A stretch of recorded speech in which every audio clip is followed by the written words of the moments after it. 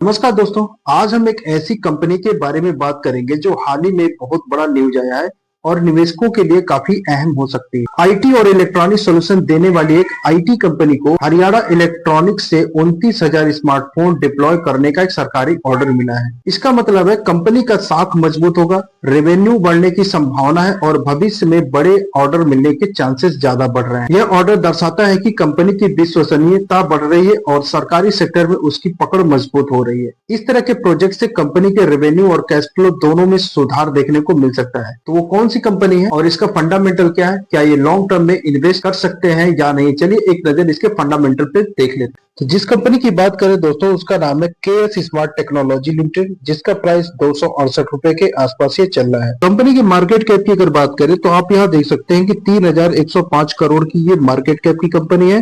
Number of share 11.55 crore के आसपास है। पी रेशियो 0 है और पीबी रेशियो 16.65 है। फेस वैल्यू 10 पे वर्क कर रही है।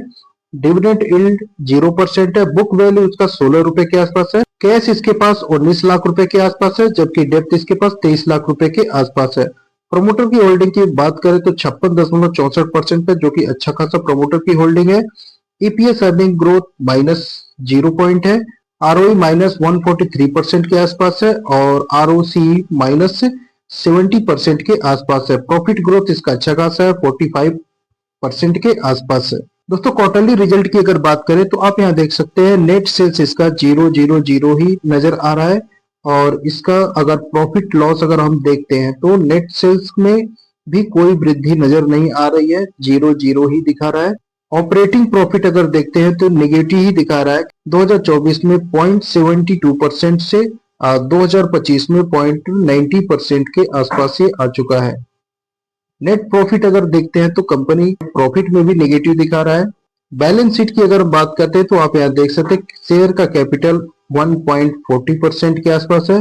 टोटल रिजर्व की अगर बात करते हैं तो रिजर्व भी इसका नेगेटिव पॉइंट ही दिखा रहा है। टोटल एसेट की अगर बात करते हैं तो एसेट में भी 0.29% के ही आसपास है।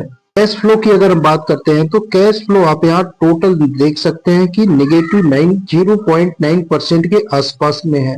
तो दोस्तों कंपनी का फंडामेंटल कोई खास नजर नहीं आ रहा है। अगर न्यूज के बेस पे कंपनी पे विश्वास करके इन्वेस्टमेंट करना जोखिम भरा हो सकता है, तो इसलिए खुद का रिसर्च करना बहुत जरूरी है। तो मिलते हैं नेक्स्ट वीडियो में, तब तक के लिए धन्यवाद। जय हिंद।